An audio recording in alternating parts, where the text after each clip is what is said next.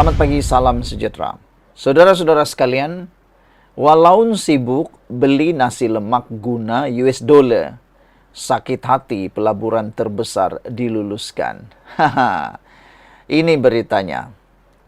Rm 329,5 billion pelaburan asing dan domestik diluluskan pada tahun 2023. Patutnya bersyukurlah dan bukannya pula sakit hati.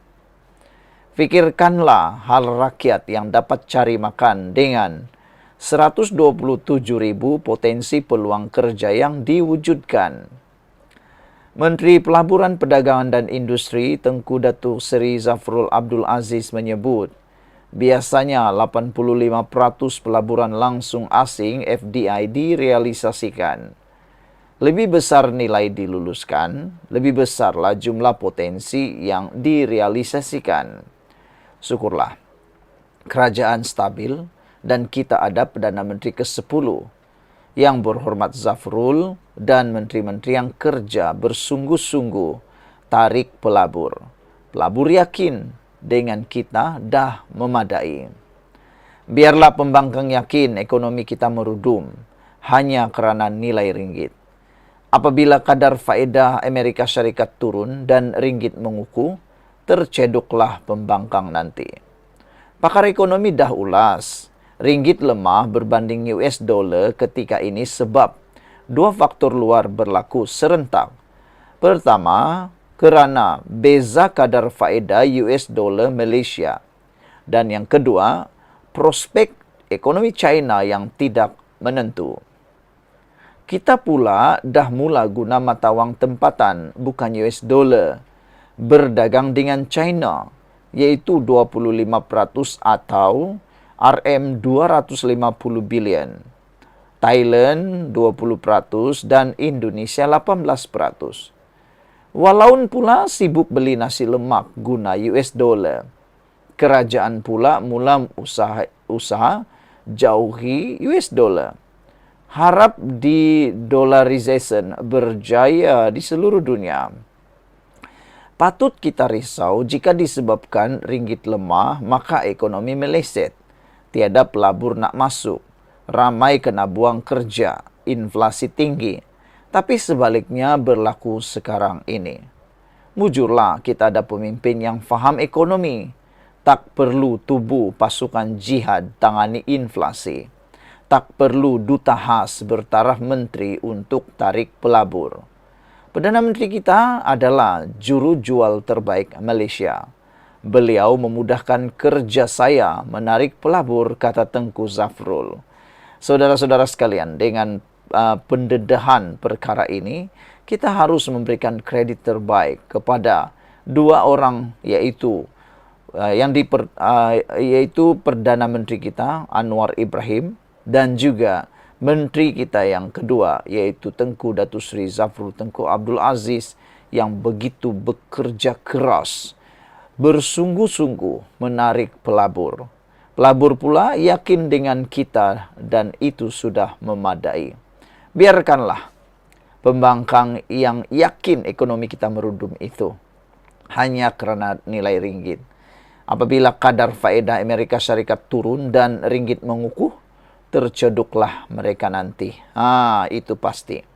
Pakar ekonomi dah ulas. Tapi pakar ekonomi walau terutamanya mereka yang tak tahu apa-apa, pula masih tak mahu dengar ulasan pakar ekonomi yang lebih berkredibiliti.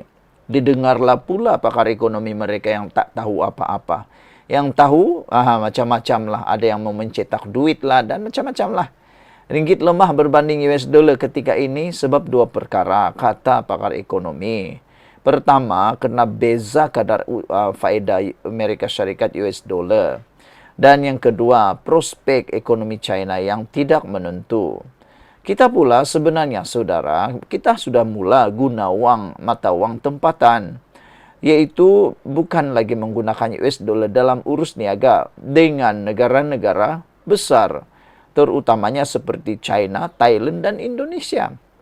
Kita dah mula menggunakan duit tempatan. Kita cuba untuk membuat de-dollarization atau mengurangkan penggunaan dolar di seluruh dunia, termasuk di Malaysia. Tapi inilah, walaupun sibuk beli nasi lemak guna US dollar pula, kerajaan pula mula jauhi USD.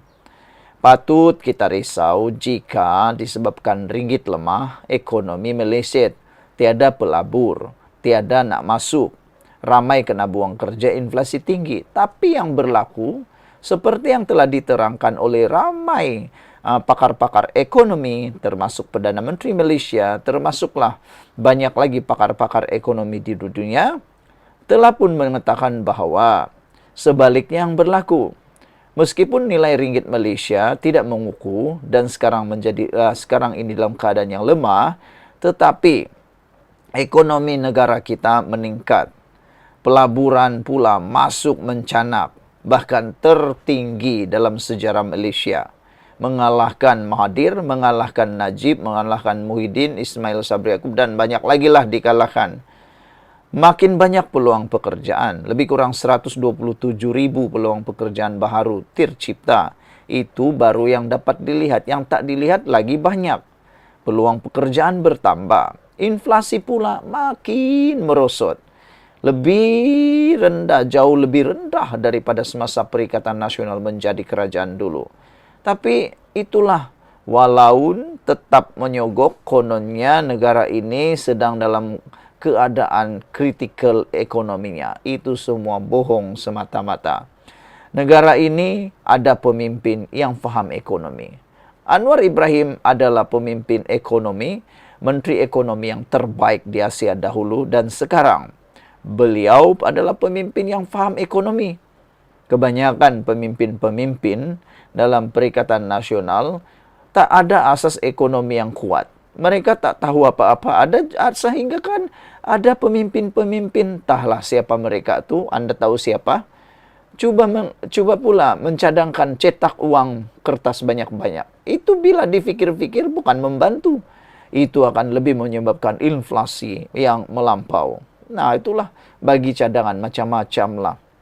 Nasib baik tidak membuat cadangan, tidak membuat cadangan untuk panggil Doraemon, Nobita. Kalau itu dipanggil, bahaya kita semua. Tak perlu pun, mujurlah kita ada pemimpin yang faham ekonomi. Tak perlu pun tubuh pasukan jihad tangani inflasi. Tak perlu pun duta khas bertaraf menteri untuk tarik pelabur. Cukup dengan Anwar Ibrahim yang digelar oleh Tengku Zafrul sebagai jurujual terbaik Malaysia. Beliau memudahkan kerja untuk menarik pelabur. Jadi Anwar Ibrahim sudah digelar jurujual terbaik Malaysia. Sekian dulu untuk kali ini. Malaysia kita punya, kita jaga sama-sama cintai Malaysiaku. Bye-bye.